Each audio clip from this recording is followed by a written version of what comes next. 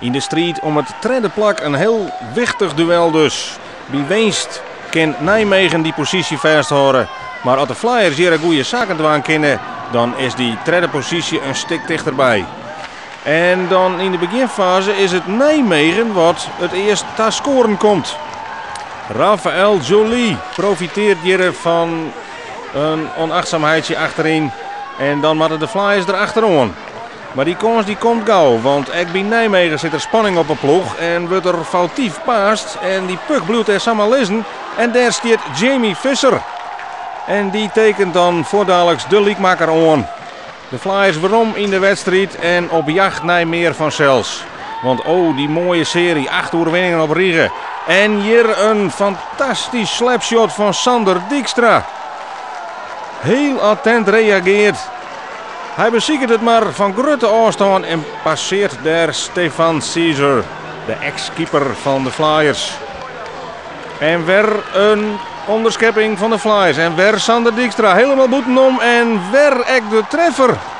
Hij drukt een groot stempel op die eerste periode. Sander Dijkstra. Ja, het is bekend van hem dat hij allemachtig het schaatsen kan. En hij maakt het hier ook nog heel creëers aan. Ian Traaien in de eerste periode. Een luxe uitgangspositie van de Flyers in Nijmegen. En vanzelfs maakt Nijmegen dan onder de bellen loeken. Ze willen fysiek hudder spelen. Wesley Hendricks is hier de dupe. Maar het spel wordt nog hudder. En dat ondervindt Aaron Wilson Jerre. Bikkel hudde tackle. Hij wordt opvangt terug Dylan Kost. En incasseert dat vol op een oors. Het bloed streamt eruit. Dylan Kost die mij 2 keer 2 minuten aankwolje. Maar het is Aaron Wilson die het aanhekje maakt met een Brutse noos. En het is maar te hopen dat hij varwaans die weer klaar is. 4 minuten penalty dus voor Nijmegen. En wat kennen de Flyers ermee? Paul Vincent. Oeh, die paas komt helemaal net aan. En dan met een man minder is het Nijmegen. En die kan alleen nog op Wiley Rodgers aan. En een hele crazy goal weer van Raphaël Joly. Een short-handed goal van Nijmegen. 2 draaien en de wedstrijd leidt weer helemaal iepen. Maar nog altijd een man meer positie voor de Flyers.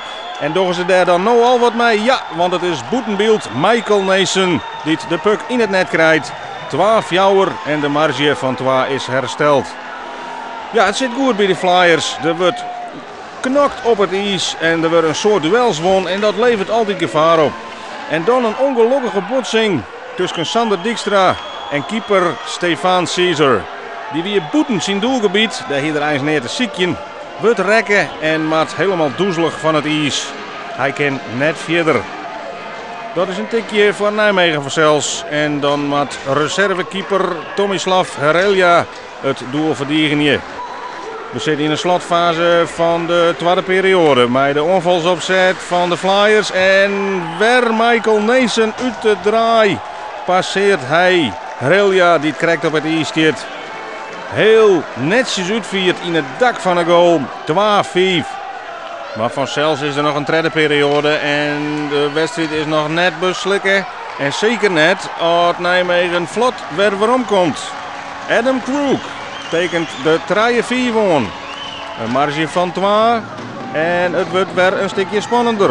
De druk wordt opvierd. En er wordt vanzelfs van alles uithellen. De goals gaan over de kop. Keepers en spelers gaan mee. Het kan alle keer in deze fase. Maar daar is dan een heel wichtig doelpunt van Michael Nason. Het is zijn tweede goal. En vanuit de face-off slalomt hij tussen alle verdedigers door. Zet de keeper op een verkeerde voet. En weet nog het juiste hoekje te vinden.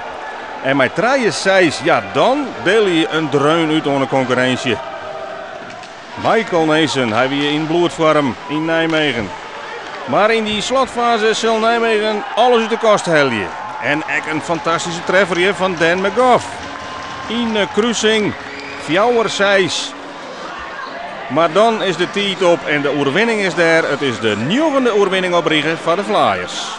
Ja, hij gaat lekker zo. Hij was zwaar bevochten, vond ik. En compliment aan het team. Goed gespeeld vanavond.